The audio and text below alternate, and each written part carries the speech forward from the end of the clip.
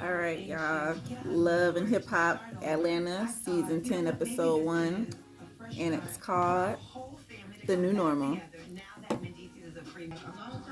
All right, y'all. So, Love and Hip Hop Atlanta. This is pretty much the most popular franchise. So, we hope that this season is going to live up to its name and give us everything that we want. The drama, the just the everything, right? Because we just love this shit. But anywho, let's see. We start off with Miss Yandy. So y'all know Yandy Smith. She done moved herself from New York and she's in Atlanta now. Her and DC, they got the babies. Well, just they babies. His little boys is gonna stay in New York with their mothers, as they should. You know how Yandy was trying to steal them back in the day. But anyway, so you know what I'm saying? They like, we just need a new scenery. And everybody say that Atlanta is a good place to raise the kids. I've been there to visit, to hang out and stuff, so I wouldn't know about that. But I guess if you find the right neighborhood, I'm assuming so. And for the right price, you get a big old house out there. So versus like me, I live in Michigan. You go pay probably maybe twice as much or whatnot. But anywho, off subject. Yandy is in Atlanta and her dad is down there, and she's talking about going to Kentucky to protest the Breonna Taylor situation. She's still in it. She's still fighting, Black Lives Matter. Put your fist up, all that good stuff. Wave your flags, whatever you need to do. Black power. Bam. So she's still in it. We flip to a new girl, y'all. Her name is Sweet Baby Tate. Now, I didn't catch her age, but I'm assuming her 20s. She looks pretty young, hence the name. I'm guessing Sweet Baby. Baby face on her. Very pretty, you know what I'm saying? And she's a rapper, singer, dancer, what she say? She do it all, whatnot, you know what I'm saying? And she got some type of hit. I didn't recognize the song, being in your 30s, most of us is falling off on that spectrum when it comes to all that young stuff. So I didn't catch her song, but she says she popular on TikTok and Instagram. So maybe my son might know it, but I surely don't. And then she says that her mom was a singer too who had a Grammy. Her mom name is Dion Ferris. Now, I don't know who she was either, but maybe somebody out there does. Maybe she do some type of R&B or something that we just don't listen to all the time. But basically, since her mama was big and famous and did all this, she want to be just like mama and get what she got to do and do what she got to do and make it out here in these streets. And Atlanta is a good spot to try to be. If not, you got to go to California or you got to go to New York. So hopefully we get something good out of her. We do need a new character. And hopefully she fit in with the rest of the girls, because like I said, she's on the younger side and everybody else is a little bit older. Then we flip to Bambi, the Bams, and her hooves. Mama Dear is pregnant again. Her and Scrappy got baby number 3. Woo! Not my belly. Ooh, that look fat. So anyway, she pregnant. She poking out everything, and she just talking about how she just stressed and everything because Scrappy ain't helping her out enough like she should. Remember, this is baby number 3, but they got together too. It's like back to back. So this one's back to back to back. So they're like, what, 3, 2, 1 or something's in that order, 2, 1 months. So of course her hand is very full. If anybody got more than one kid and they both in diapers, I'm sure y'all understand how she feel. And she's talking to Sierra doing good, looking good, like she always can be. And she ain't dealing with much, she out here living a life, living her best life. So she cool. Then we flipped to Erica Mena, you know what I'm saying? Remember her and Safari moved down to Atlanta like a couple years ago, or last year on the show after they got married, the big old thing. But I figured they was gonna do this. If y'all listen to the blogs or read the blogs, y'all already know she and Safari been going back and forth talking about they getting a divorce, they not getting a divorce, and that if she have the baby, she want full custody or he fighting for custody. Like, it was a whole mess all on the tweets and Instagram and stuff. Like, I don't be all in it, but I catch it every now and again. I hear it. But anyway, and basically they ask her, so how you feeling about that? What y'all doing? And she say nothing. He just the same old Safari. He not really into me at the moment, and I guess I ain't into him. So they got some figuring out to do, and I guess that's gonna play out all on the TV. So we get to catch that. And a little side note, Erica does look like nice and all as Erica could be, but she did get some teeth work done, and it is kind of annoying to look at because it's like the first thing you look at is not her titties, because them is done too. It's the teeth. So, girl, I don't know. You might need to get the titties bigger so that we distract that from the teeth. Okay, so, Rashida and Kurt, they still, tagging along, and they getting along.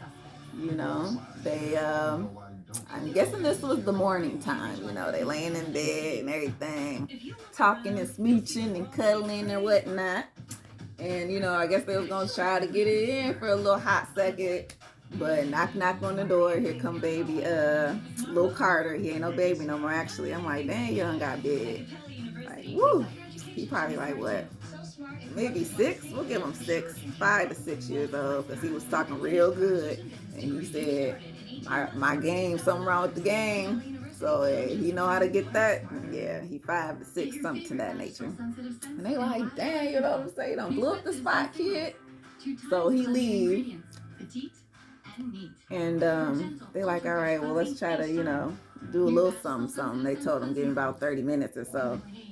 They try again. But here he come again.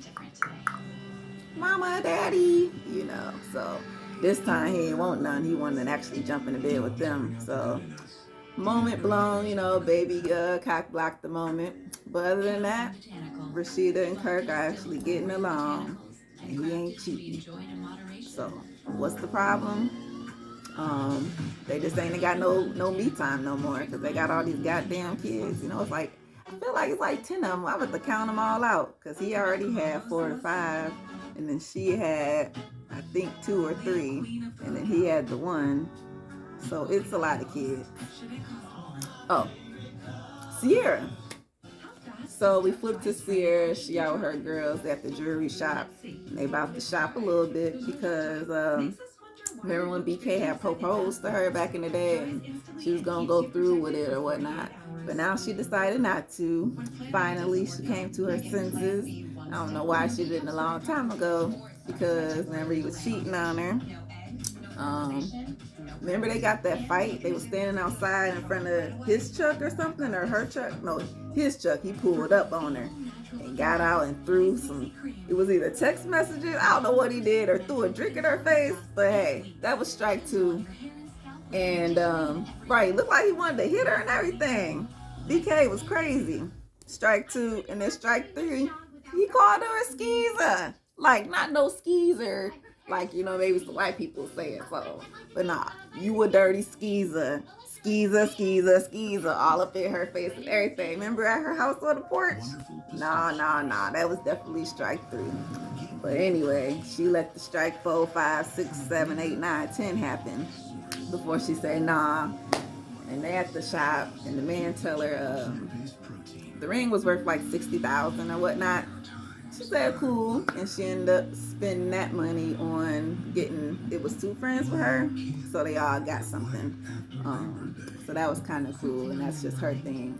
She got a new boo though, so BK is almost in the back of her mind, almost, because even though she got the new boo, she says she still be checking his Instagram and all that crap, and she actually wants to talk to him to have some type of closure.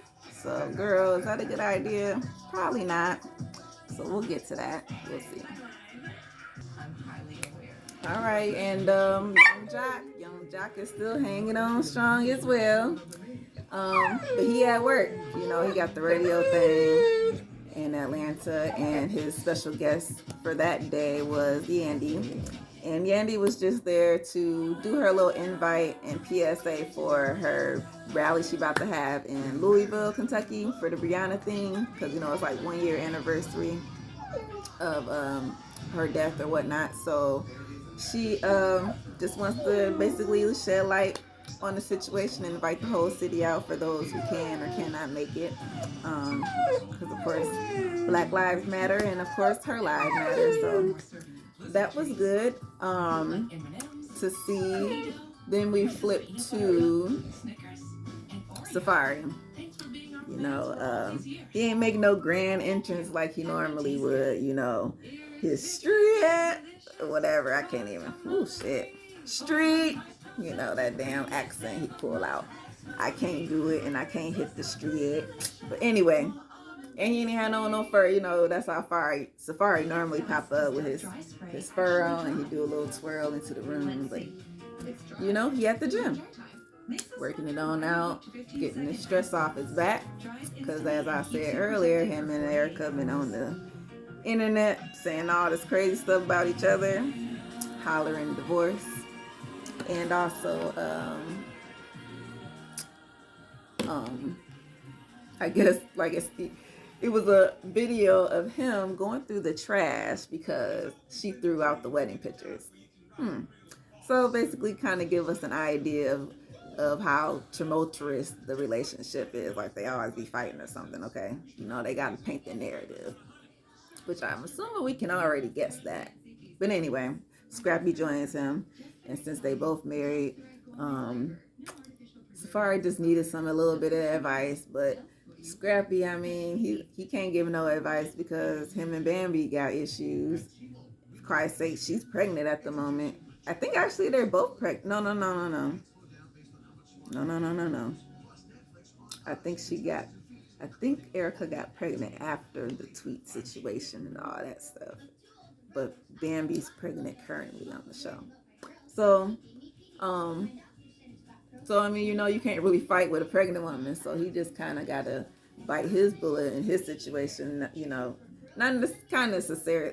Well, yeah, but doing that, it makes it frustrating because he's just ultimately, you know, just giving up and just walking away and don't want to deal. So whatever. But Safari, you know, of course, to be funny, he like, look, we the mans and all this stuff. Like she be disrespecting me and all this type stuff, you know. You know, out of anger, I probably said some crazy stuff, you know, because, you know, I'm not a single person. I do got to do or whatnot. And, you know, I probably said some crazy stuff. So I understand that part, you know, being disrespectful. So you probably do be hurting their feelings or whatnot. So his feelings was hurt, right? Scrappy said, yeah, my feelings be hurt too. So they going to go in the mirror and he was like, all right, well, we going to do this. Let's say some mantras like, I am the man. I am the man. Shit, I don't even know everything he said, but it was funny because he go into like a whole argument with himself. Like, well, I made the oatmeal. You said my oatmeal tastes like cardboard, but then you get mad at me and say that I ain't make nothing for you because you want the oatmeal, but then you didn't want to eat that oatmeal or whatever. So I'm like, okay. Scrappy was like, okay, but hey, it is what it is. So we gonna get all that drama between Scrappy and Erica. All right, so we get into Sweet Baby Tate. She's doing some type of video shoot performance of some new song that she has, and she's gonna, I think she has a show or showcase coming up for it. So the way they just shot it, it was like, it looked like an actual video. Like it was hard to describe, like, you know, and that will actually kind of segue into this real quick because that was all great and all the song sounds great. She looked great. But you know what? The way they are shooting this is very different from the past. Like when they came on, you know, they show everybody in their names and everybody looking cute and they'd be like, this the life, this is the life or whatever. they didn't do that. It's like different. It's like a different song and everything.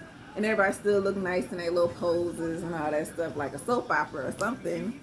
And then the confessionals look different too. Like they must have upgraded the green screen or something, or maybe they're shooting in like somewhere that's already set up, like their rooms or something. You know what I'm saying? Kind of like the Basketball Wives almost, how they will look in their confessionals. It looked really, really nice. Like they upgraded this. It just looks a lot better. So I will mention that. So when they shot Sweet Baby Tate, her little thing, it like blacked out a little bit as she went into the building. It didn't show her performance, so it kind of actually looked like a video, like on the TV screen. So I thought that was kind of interesting. Then we shoot down to Sierra, her and BK. I mean, they about to meet up. Like, she was on the way to his store, and on the way they was just showing like little pieces, little clips of him on social media dogging her out, just kind of getting us revved up for the moment, because of course, you know, it cuts to commercial, so we'll get to the conversation in a minute. But girl, she don't need to be talking to him. Like I said, he called you a goddamn skeezer. I just won't ever forget it, y'all. I just won't ever forget it. And then, side note too, before I, go to the next one, her wig, when she was in the jewelry shop, was like over here. So instead of the part like my part, it's kind of like in the middle but just over. So if it was down like her, how she had, all this will be down on this side, all this will be down on this side, right? But she had the part here, so she had to flip this over so it goes over like that. And this in the front just was not really staying together, so it just looked really, really crazy. I wish her friends would have told her that, because, you always catch the eyes. The eyes let you know, and they were so looking like maybe they wanted to fix it, but since they was okay, but they just didn't know how to just say it. But yeah, girl. Other than that, all her other units was good, like top notch. Her first entrance, her confessional, and then what she looked like now to CBK, yeah, that's good. But girl, not the jewelry shop. So the Sierra and BK thing, you only lasted what 10 minutes on the dang screen, because then they flipped back to commercial. Because I'm like, it wasn't no resolve. She go in there and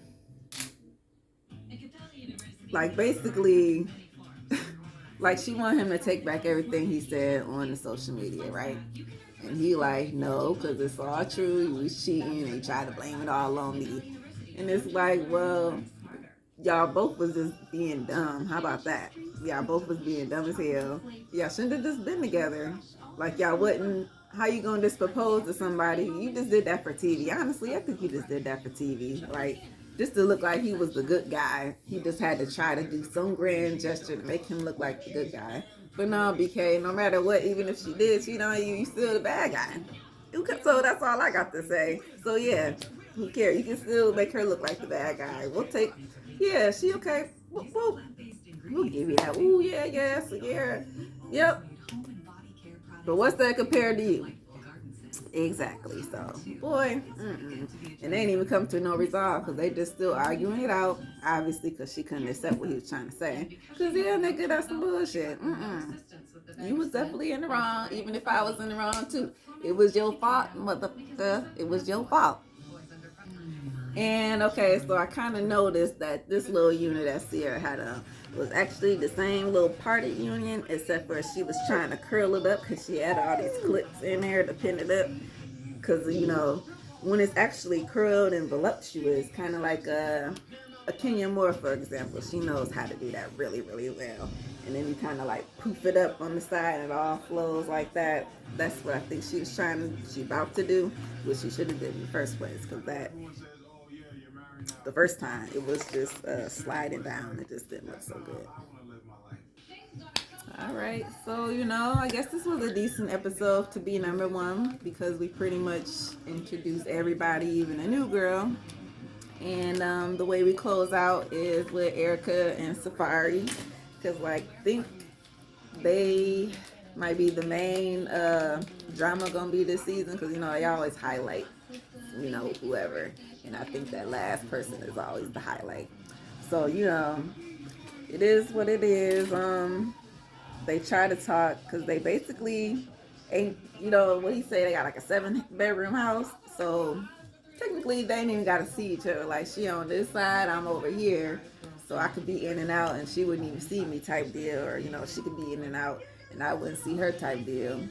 um so they just ain't been talking or nothing, like just, you know, we roommates at this point is how it's kind of going.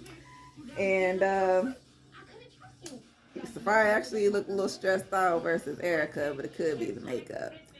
But I feel like they might have been forced to just have this conversation because they ain't have no resolve. Like, you know, they was just sitting there like just trying to say like who was frustrated in what way.